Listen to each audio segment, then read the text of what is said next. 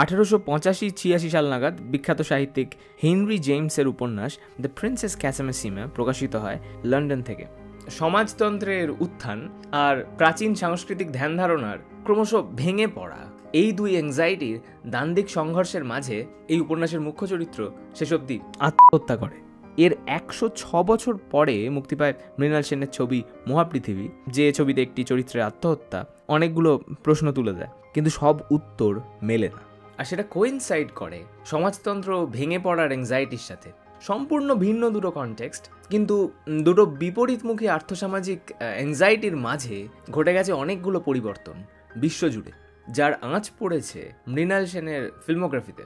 একটা বিখ্যাত উক্তি আউট অফ কনটেক্সট ধার করে বলি, যে মানুষ সন্ধানে নিয়ত অস্থির তিনি শ্রদ্ধেয়। সামাজিক বা অর্থনৈতিক দ্বন্দ্ব এবং সেগুলোর ফাংশন হিসেবে ব্যক্তিগত দ্বন্দ্ব এবং সেই দ্বন্দ্বের এফেক্ট নিয়ে নাড়াচাড়া করতে করতে তাঁর ছবির ধারা যেভাবে এগিয়েছে, যেটা অনেকের মতে 3-4টে বিস্তৃত অধ্যায়ে ভাগ করা যায়, সেই অধ্যায়গুলো কি বিচ্ছিন্ন নাকি একটা সুতো তার সব ছবিগুলোকে কানেক্ট করে করে ইভলভ করেছে? ইতিমধ্যে এই প্রশ্নের সম্মুখীন আমরা হয়েছি নিশ্চিতভাবেই। 1922-এর ধূমকেতু পত্রিকার কাজী নজরুল ইসলাম আর 1925-এর লাঙল পত্রিকার কাজী নজরুল ইসলাম, এই ট্রান্সফরমেশন কি চিন্তার ধারাবাহিকতা নাকি ছেদ? এমনকি খোদ মার্কসের ক্ষেত্রেও নবীন মার্কস আর প্রবীণ মার্কসের একটা বিতর্ক রয়েছে, যদিও আমাদের মতে সেটা ধারাবাহিকতা, ছেদ নয়। অনেকগুলো মতের দ্বন্দ্ব চলতে চলতে যখন আমরা মতামতের একটা উচ্চতর ধাপে পৌঁছই, তখন তো আগের ধাপের চিন্তাকে একই সাথে নেগেট করি আর খানিকটা সেই চিন্তাকে প্রিজার্ভও করি ইমপ্লিসিটলি, অর্থাৎ সাবলেশন, অফহেবুং।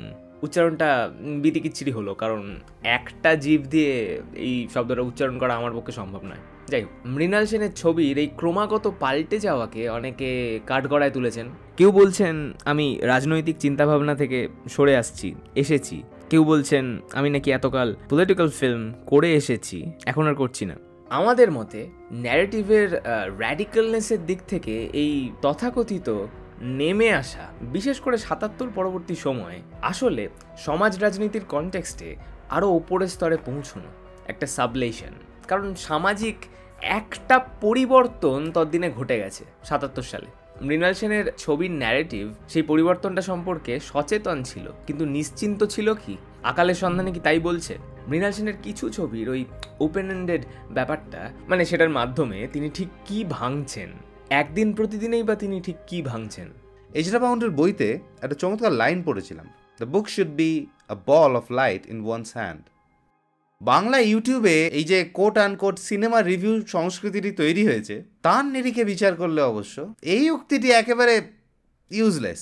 সিনেমা নিয়ে আলোচনা করার জন্য আবার বইপত্র ঘাটার দরকার পড়ে নাকি? সিনেমার ফর্মের একটা ক্যারেক্টারিস্টিক ধরে স্টার রেটিং দেওয়া, ওই আলোটা কোথায় কেমন পড়েছে, কালার গ্রেডিং কেমন হয়েছে, কোন মিউজিকটা আমার জন্য ওয়ার্ক করেছে, যোগগুলো ওয়ার্ক করছে কিনা, এইসবই তো এখন বিচার্য। এগুলোকে কোনো একটা লার্জার কনটেক্সটে সিচুয়েট করা যায় কিনা সেই সব নিয়ে আলোচনা করা তো স্রেফ সময় নষ্ট। ফলে এই চটজলদি সিনেমা রিভিউয়ের ঘোর দৌড়ে মৃণাল সেনের ছবি নিয়ে আলোচনা করার এই যে ভয়ানক দুঃসাহসটা দেখাচ্ছি, এটা নিশ্চয়ই খুব একটা আউট অফ প্লেস ব্যাপার নয়, তাই না? ফ্রেডরিক জেমসন তার বিখ্যাত বইতে বলেছিলেন অলওয়েজ হিস্টোরিসাইজ। কিন্তু হিস্টোরিসাইজ বলতে তো শুধু ওই কবে কত সালে কিভাবে একটা ছবি তৈরি হচ্ছে তা নয়, বরং ইতিহাসের নিরিখে তার আশেপাশে কি রয়েছে, সোশিও ইকোনমিক প্রেক্ষাপট, রাজনৈতিক অবচেতন, সবটাই নাড়াচাড়া করে দেখা উচিত। এবং এই নাড়াচাড়া করে দেখার প্রসেসটা রিনিউ করে যেতে হবে, মানে একবার করে থেমে গেলে চলবে না। এবং তাতে যে বিশ্লেষণ করছে তার মতেরও একটা প্রভাব পড়বে, মানে পড়া উচিত। যদিও অনেকের মতে জেমসন এক্স্যাক্টলি এর উল্টো কথাটাই বলতে চেয়েছেন। কারো মতে আবার অলওয়েজ হিস্টোরিসাইজ বললে খোদ ওই ডিকটামটাকেই কি হিস্টোরিসাইজ করা যায় আদৌ? যেহেতু সেই বিতর্কে ঢোকার স্কোপ আপাতত এই মুহূর্তে নেই, তাই শব্দটাকে একটু পাল্টে পুরো ব্যাপারটা, মানে ওই মৃণাল সেনের ছবি বা জীবন দর্শনে পুরোপুরি ফোকাস না করে তার সময়ের কিছু দ্বন্দ্ব আর প্রশ্ন, পাল্টা প্রশ্নকে হিস্টোরিক্যালি সিচুয়েট করার চেষ্টা করলাম।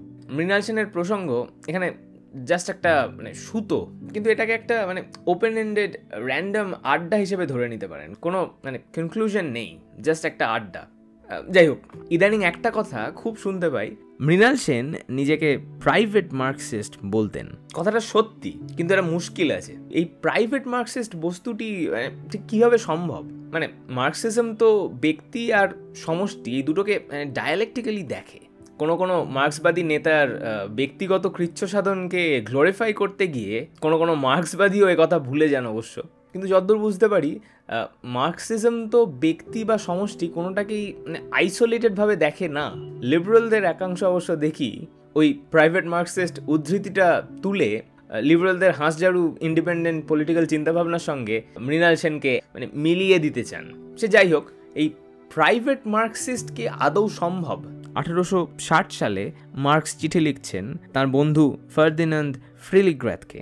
ততদিনে কিন্তু মার্কস ওই সক্রিয় সাংগঠনিক কাজকর্ম থেকে সরে এসছেন, বিশেষ করে ওই পুরনো কমিউনিস্ট লীগের সঙ্গে আর্গুয়েবলি তিক্ত কিছু অভিজ্ঞতার পর, বাস্তব পরিস্থিতি বিচার করে অবভিয়াসলি। কিন্তু এই চিঠিটায় চোখ বোলালেই বোঝা যায় মার্কস নিজেকে মনে প্রাণে পার্টির অংশ মনে করছেন, কিন্তু তা কোনো নির্দিষ্ট বাঁধা ধরা কমিউনিস্ট পার্টি নয়।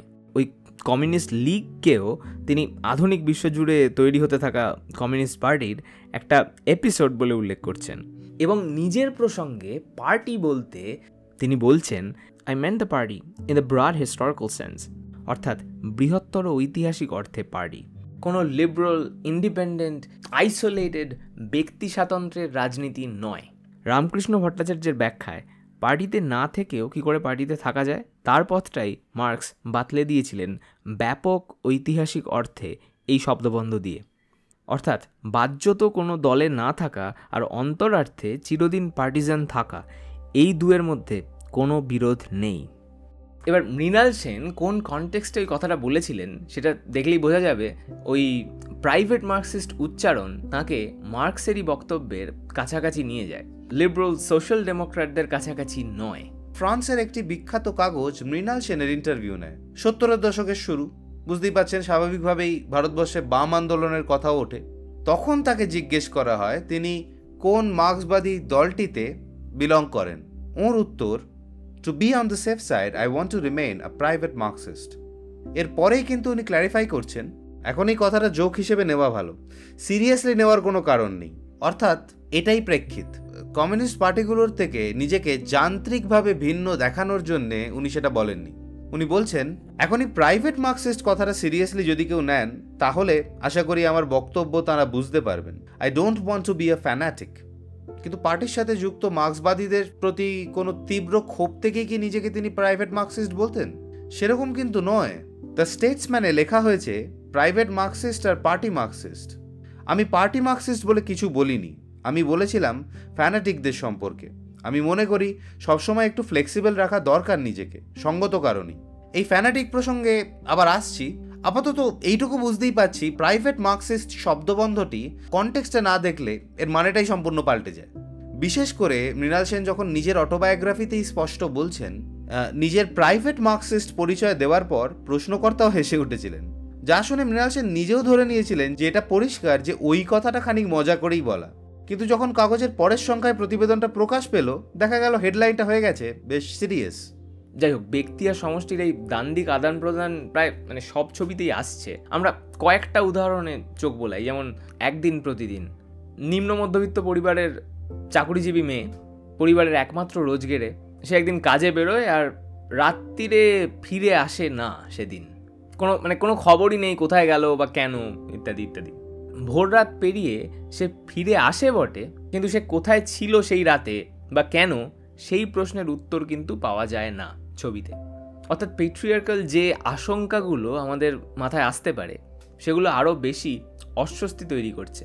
পরিবারের একমাত্র রোজগেরে হিসেবে একটা ফিনান্সিয়াল বার্ডেন মাথায় তুলে নেওয়ার নিরিখে তার আর্থিক পরিচয়টা পরিবারের একজন নর্মাল সদস্য হিসেবে তার পরিচয়কে ছাপিয়ে যাচ্ছে কিনা, সেই প্রশ্নেরও হিন্ট পাওয়া যায়, কিন্তু উত্তর পাওয়া যায় না। এই ব্যাপারটাকে অনেকেই নৈরাশ্যবাদ বলে দাগিয়ে দিয়েছেন। এক ভদ্রলোক মৃণাল সেনকে বলেছিলেন, mister Sen, it is important that we know what happen to the woman. তার জবাবে মৃণাল সেন বলেছিলেন, দেখুন স্যার, আমার তো মনে হচ্ছে ছবিটা আমি আপনার মতো দর্শকের জন্যই বানিয়েছি। আপনারা দেখবেন আর যন্ত্রণা পাবেন কারণ আপনারা জবাব পাবেন না। একদিন আচানক ছবিতেও সেই যে প্রফেসর উধাও হয়ে যাচ্ছেন তার ক্ষেত্রেও আমরা দর্শক হিসেবে কোনো জবাব পাচ্ছি না। কিন্তু শেষ পর্যন্ত একটা ডেফিনিট সিদ্ধান্তে আসার দায়িত্ব কি শিল্পকর্মীদের নিতেই হবে? এই প্রসঙ্গে যদিও পদাতিকের কনটেক্সটে মৃণাল সেন উল্লেখ করছেন জাভাত্তিনির কথা। সেই জাভাত্তিনি যিনি ইটালির নিওরিয়ালিস্ট চলচ্চিত্রের ধ্রুবতারা। জাভাত্তিনি এক জায়গায় বলছেন এবং মৃণাল সেন সেটাকেই কোট করছেন, it is not my job to propound a solution. এরপর মৃণাল সেন যোগ করছেন, আমার কাজ হচ্ছে বিশ্লেষণ করা, বাস্তব অবস্থাকে বিশ্লেষণ করা, বাস্তব অবস্থাকে একটা সত্যিকারের পার্সপেক্টিভ এনে দাঁড় করানো, এবং বাকিটা দর্শকের দায়িত্ব। দর্শকের দায়িত্ব সেটাকে বোঝা এবং বুঝে সেটাকে এগিয়ে নিয়ে যাওয়া। কোনো রাজনৈতিক থিসিস সাবমিট করা রাজনৈতিক দলের দায়িত্ব। ছবিকড়ি হিসেবে আমাদের দায়িত্ব হচ্ছে এই বাস্তব অবস্থাকে, এই রাজনৈতিক অবস্থাকে বিশ্লেষণ করা, এই বিচ্ছিন্নতার বিরুদ্ধে সংগ্রামের প্রয়োজনীয়তা বোঝানো, তীব্রভাবে বোঝানো, অত্যন্ত গভীরভাবে বোঝানো, সংবেদনশীল মন নিয়ে বোঝানো, অত্যন্ত শ্রদ্ধার সঙ্গে বোঝানো। এটাই আমাদের দায়িত্ব, এর বেশি কিছু নয়। এই একই কথা পাবো খোদ এঙ্গেলসের লেখায়। রিয়েলিস্ট লেখালেখি মানে ঠিক কীরকম হলে ভালো হয় সেই প্রসঙ্গে সাহিত্যিক মিনা কাউটস্কিকে লেখা একটা চিঠিতে এঙ্গেলস বলছেন যে লেখকের ওপিনিয়ন লুকিয়ে রাখলেও অসুবিধে নেই, পাঠক সেই কগনিটিভ রিপ্রেজেন্টেশন থেকে নিজের সিদ্ধান্তে পৌঁছতেই পারে। কাউটস্কি তখন একটা নতুন উপন্যাস লিখছেন, সমাজতান্ত্রিক টেন্ডেন্সির উপন্যাস কিভাবে তার পারপাস ফুলফিল করতে পারে সেই প্রসঙ্গে এঙ্গেলস বলছেন ওই চিঠিটাতেই, the socialist tendentious novel can fully achieve its purpose in my view if by conscientiously describing the real mutual relations, it breaks down the conventionalized illusions dominating them, shatters the optimism of the bourgeois world, causes doubt about the eternal validity of the existing order, and this without directly offering a solution or even, under some circumstances, taking an ostensible partisan stand. Shatters the optimism of the bourgeois world. এটাই কিন্তু মৃণাল সেন করছেন, কিন্তু ওই যে closure পাওয়া যাচ্ছে না। আর সেইটার সিগনিফিকেন্সটা ঠিক কী? এখন তো প্রচুর ছবি তৈরি হচ্ছে যেগুলো ওই ওপেন এন্ডেড, উত্তর পাওয়া যাচ্ছে না, আর সামাজিক স্ট্রাকচারের কন্ট্রাডিকশনগুলো ধরা পড়ছে, যেমন আসগার ফারাদির অ্যাবাউট এলি বা আ সেপারেশন। আর সিনেমা শেষ হলেই যে ক্লোজারও দিতে হবে এমন কোনো বাধ্যবাধকতা তো নেই। এটা প্রেমের ক্ষেত্রেও সত্যি, আবার সিনেমার ক্ষেত্রেও সত্যি। এইচ পোর্টার অ্যাবট ন্যারেটিভ সংক্রান্ত আলোচনায় বলছেন, ক্লোজার জিনিসটা স্রেফ গল্পের সেন্ট্রাল কনফ্লিক্টের সমাধান নয়, বরং গল্প চলাকালীন তৈরি হওয়া broad range of expectations and আনসার্টেনিটিসকে নিয়েও সে ডিল করবে। তৈরি হওয়া এক্সপেকটেশন আর প্রশ্ন, এই দুটোর দ্বন্দ্বটা আমরা ছোট গল্প বা নাটকেও দেখতে পাই। এক্সপেকটেশন বলতে ওই অ্যাবটের উদাহরণটা ধরলে, ধরুন 3 নম্বর চ্যাপ্টারে বন্দুক নিয়ে আসা হলো, তার মানে পরবর্তী কোনো চ্যাপ্টারে হয়তো সেটা ব্যবহার করা হবে, এটাই মোটামুটি একটা এক্সপেকটেশন। যেমন কিং লিয়ারে আমাদের এক্সপেকটেশন ধরে নিচ্ছে যে এই ব্যাপারটা খুব সম্ভবত ট্র্যাজেডির দিকে এগোচ্ছে, এবং সেই এক্সপেকটেশনটা স্যাটিসফাইডও হচ্ছে, কিন্তু গল্প জুড়ে ওঠা আরও অনেক প্রশ্ন আনঅ্যান্সার থেকে যাচ্ছে। So for many, King Lear has tragic closure, মানে giving satisfaction to the level of expectation but not closure of understanding, মানে giving satisfaction at the level of questions. একদিন প্রতিদিনের ক্ষেত্রে কিন্তু লেভেল অফ এক্সপেকটেশন স্যাটিসফাইড হচ্ছে, কারণ মেয়েটি ফিরে আসছে, মানে মেয়েটির ফাইনাল সিচুয়েশনটা ছবিতেই দেখানো হচ্ছে। অথচ সে কোথায় ছিল সারা রাত, মানে সে কি করছিল বা তার কি হয়েছিল, এই প্রশ্নটার উত্তর দেওয়া হচ্ছে না। যে যার মতো ভাবছে বা অস্বস্তিতে পড়ছে। মূল গল্প অবিরত চেনা মুখ থেকে সিনেমা কিন্তু এই ক্ষেত্রে অনেকটা সরে আসছে। তা সত্ত্বেও আজকের দিনে দাঁড়িয়ে একদিন প্রতিদিনকে ওপেন এন্ডেড বলতে পারছি না, কারণ আবার ওই অ্যাবটের ক্লোজার কনসেপ্টটাতেই ফিরে আসুন। লেভেল অফ এক্সপেকটেশন স্যাটিসফাইড হচ্ছে, কিন্তু লেভেল অফ কোয়েশ্চেন্স, আজকে দাঁড়িয়ে মনে হচ্ছে লেভেল অফ কোয়েশ্চেন্সকেও এই ছবিটি স্যাটিসফাই করছে। তলিয়ে দেখলে বোঝা যাবে সে রাতে কোথায় ছিল এই প্রশ্নটি আদৌ ছবিটির মূল প্রশ্ন নয়। ছবিটা চলাকালীন আরও বেশ কয়েকটা গুরুত্বপূর্ণ প্রশ্ন উঠছে, এবং সেই প্রশ্নগুলো দেখানোটা ইটসেলফ এক একটা উত্তর। প্রথমত, পুরুষতান্ত্রিক কাঠামোতে একজন অর্থনৈতিকভাবে স্বনির্ভর নারী রাত্রিরে কোথায় থাকছেন তা নিয়ে লোকের কৌতূহলের শেষ নেই। আবার সেই দশকের একজন নারী ফিনান্সিয়াল স্বাধীনতা পাচ্ছেন, কিন্তু আবার একই সাথে একটা ফ্যামিলি স্ট্রাকচারের ফিনান্সিয়াল বন্ধনে মানে আটকে যাচ্ছেন। এই পেট্রিয়ার্কাল আইডিয়াগুলোকে অবজার্ভ করা ইটসেলফ এক একটা উত্তর তো বটেই, এঙ্গেলস বর্ণিত ওই যে shatters the optimism of the bourgeois world, সেই ব্যাপারটারও কিন্তু একটা উদাহরণ। ফলে ক্লোজার একের বেশিও হতে পারে, এবং আমরা যে প্রশ্নের উত্তরকে ক্লোজার মনে করছি সেটা ছাড়াও আরও ক্লোজার থাকতেই পারে একই সময়ে। বাকি যেটুকু ইনকনক্লুসিভ সেই প্রসঙ্গে আসছি, কিন্তু পদাতিকের ক্ষেত্রে এই ইনকনক্লুসিভনেস নিয়ে মৃণাল সেন বলছেন, এটাতে কেউ হয়তো মনে করতে পারেন যে এটা ইনকনক্লুসিভ রয়ে গেল, অপরিপূর্ণ থেকে গেল, এবং সে কথাটাও জবা তিনি আর এক জায়গায় বলছেন, লাইফ ইজ ইনকনক্লুসিভ। শিল্পের ক্ষেত্রেও এটা তাই ইনকনক্লুসিভ। ওপেন এন্ডেড কথাটা আমি মানি না, অন্তত এক্ষেত্রে মানি না। ওপেন এন্ডেড বলতে আপনারা যেভাবে খুশি ব্যাখ্যা করুন, এ ব্যাপার এখানে নেই। স্ক্রিনে গল্পটা দেখানো শেষ হচ্ছে, কিন্তু অ্যাকচুয়াল গল্পটা তারপরেও চলছে, কারণ কিছু ক্ষেত্রে উত্তর না দেওয়াটাও উত্তর। একদিন প্রতিদিন মুক্তি পাচ্ছে 1979 সালে, তার আগে প্রতিদ্বন্দ্বী মুক্তি পেয়েছে এবং নারায়ণ গঙ্গোপাধ্যায়ের খেলনা গল্পটি প্রকাশ পেয়েছে। খেলনা গল্পটিতে একটি বিশেষ প্রসঙ্গ বা তার রিপ্রেজেন্টেশন নিয়ে, মানে সেটার বিরোধিতা করে পত্রিকায় চিঠি লেখেন স্বয়ং করুণা বন্দ্যোপাধ্যায়। প্রতিদ্বন্দ্বী ছবিটিকে কেন্দ্র করেও একটি সিমিলার বিতর্ক হয়েছিল। বিতর্কটি ঠিক কি সেটা নিয়ে আলোচনা করতে গেলে প্রসঙ্গ থেকে মানে অনেকটা বেরিয়ে যেতে হবে, যেটা অলরেডি আমরা বেরিয়ে গেছি, কিন্তু যাই হোক আর বেরোচ্ছি না। শুধু একটা প্রশ্ন রাখছি, ধরুন একটা হেজিমনিক অপ্রেসিভ আইডিয়াকে সিনেমাতে দেখানো হচ্ছে, সেক্ষেত্রে কোনটা বেশি প্রোগ্রেসিভ? সেটাকে অ্যাজ ইট ইজ দেখানো, নাকি সেটাকে সাবভার্ট করা বা অ্যাট্যাক করা, যেমনটা মৃণাল সেন একদিন প্রতিদিনে করছেন?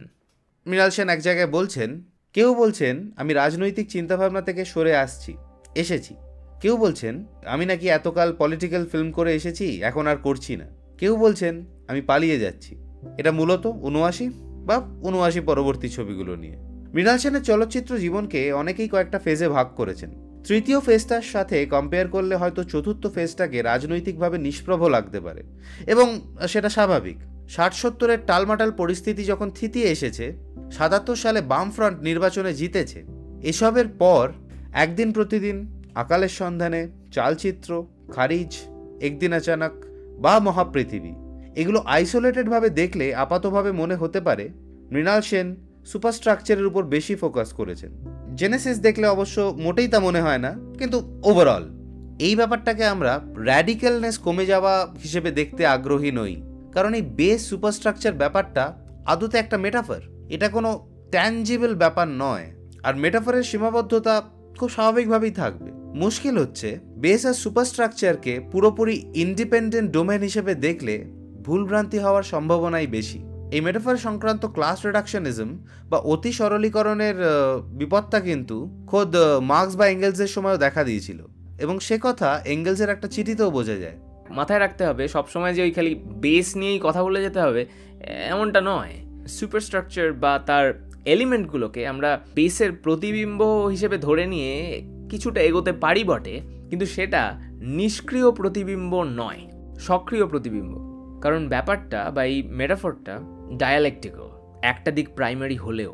ফলে এই সুপারস্ট্রাকচারের মধ্যেকার দ্বন্দ্বগুলোকে ভালো করে এক্সপ্লোর করার আইডিয়াল সময় 80-র দশককে ধরা যেতেই পারে।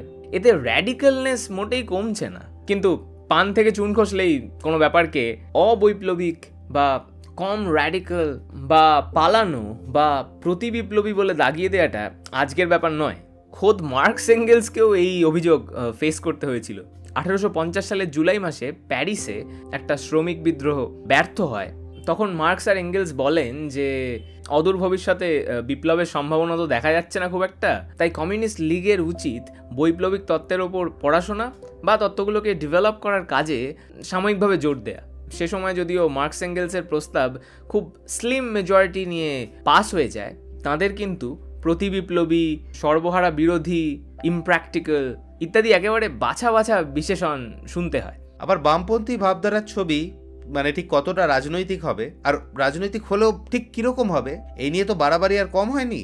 1905 সালে লেনিন লিখলেন, down with the non partisan writers, down with literary superman, literature must become part of the common cause of the proletariat, a cog and a screw of one single great social democratic mechanism set in motion by the entire politically conscious vanguard of the entire working class.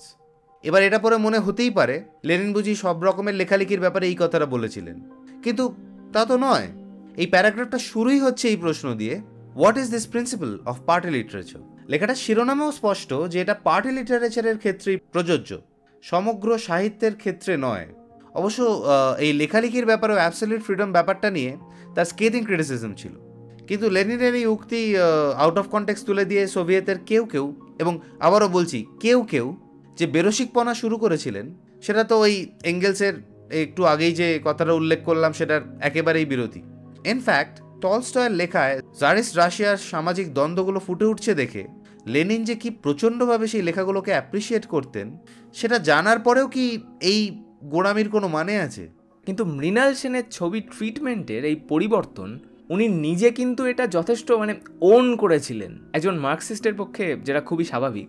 এই মুহূর্তে যা জবাব দেব 10 minute পরে তার উল্টো জবাবও দিতে পারি। এটা কিন্তু এই জন্য নয় যে আমি নিজের সম্পর্কে আনসার্টেন।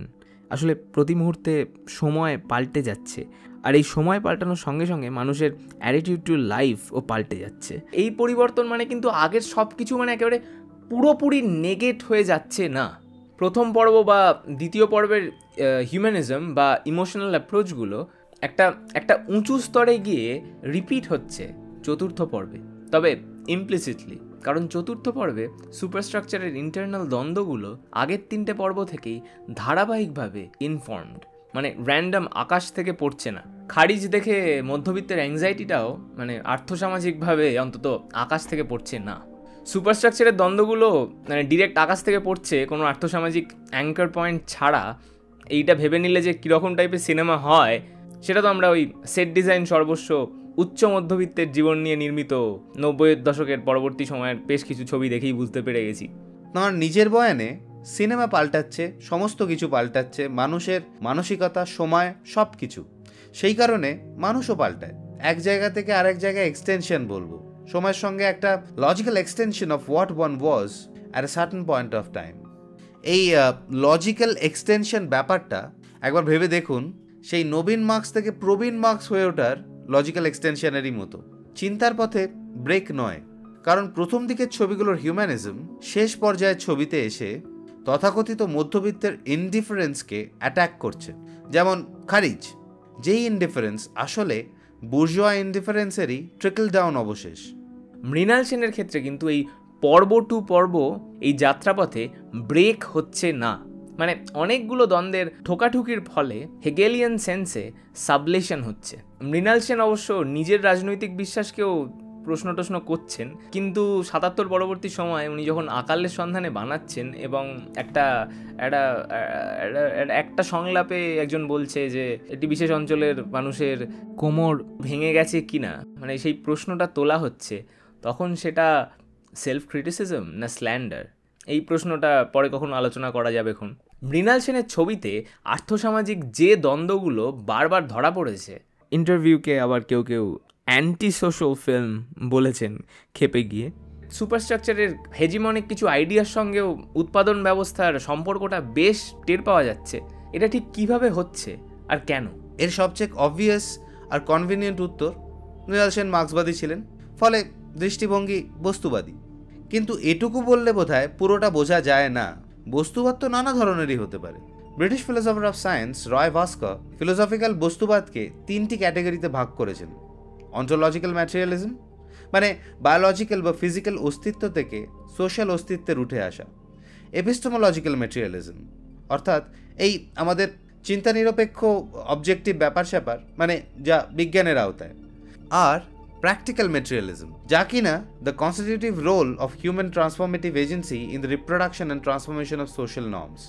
অর্থাৎ আর্থসামাজিক অবস্থার বিশ্লেষণ করতে চাইলে এই 3 নম্বরটি সবচেয়ে গুরুত্বপূর্ণ।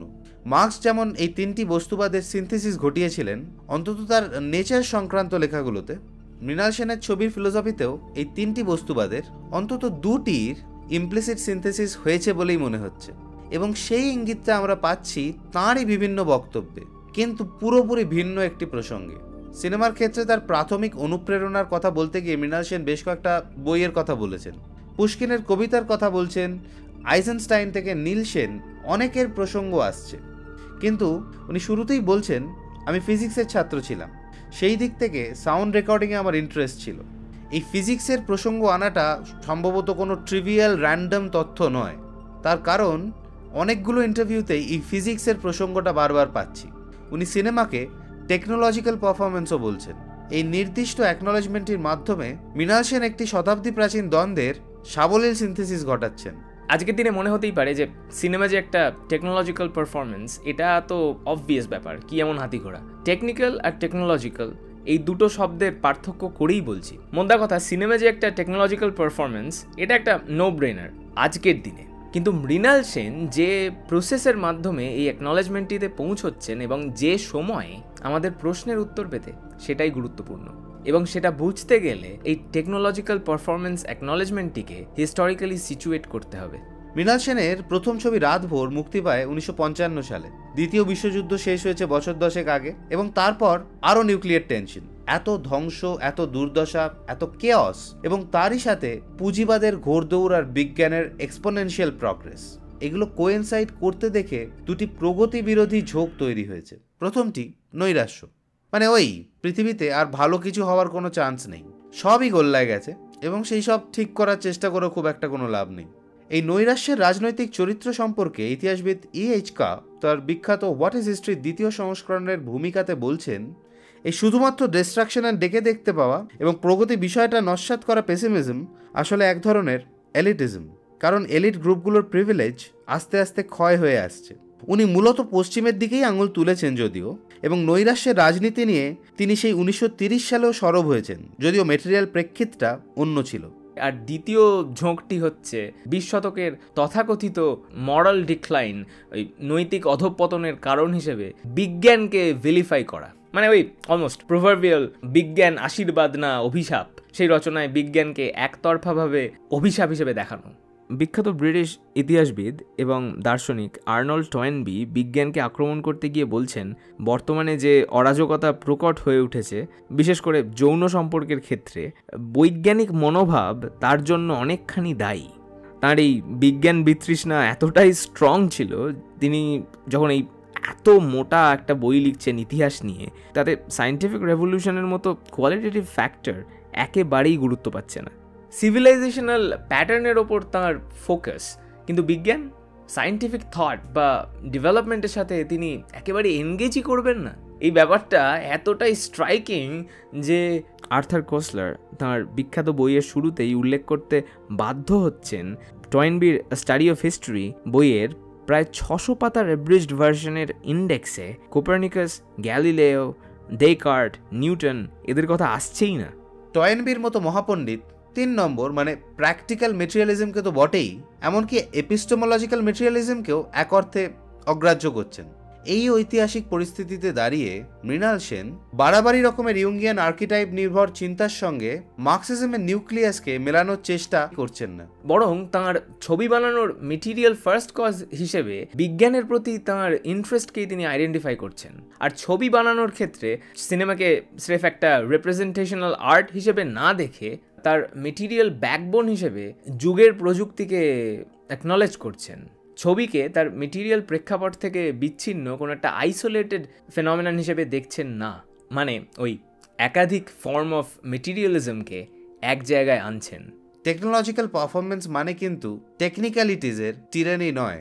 সেটা হলে যে কি হয় তা তো আমরা ওই উচ্চ মধ্যবিত্তের বাড়ির ধাঁচে বানানো সেট ডিজাইন সর্বস্ব সিনেমা দেখলেই বুঝতে পারি। যাই হোক, এই ভিডিওটা এখানেই শেষ। প্রসঙ্গ থেকে খুব ভালো রকমই বেরোতে পেরেছি বলে মনে হয়, পরের চেষ্টা করবো আরও বেশি বেশি করে বেরোতে। যদি ভিডিওটা ভালো লেগে থাকে তাহলে ওই কি বলে আরও সব কি বলতে হয়, তারপর ইচ্ছে হলে সাবস্ক্রাইব বাটনে ক্লিক করতে পারেন। আর এই ভিডিওটা পছন্দ হলে লাইক বাটনে একবার প্রেস করবেন, আর পছন্দ না হলে ডিসলাইক বাটনে 2বার প্রেস করবেন। হে হে, পরের ভিডিও দেখা হচ্ছে।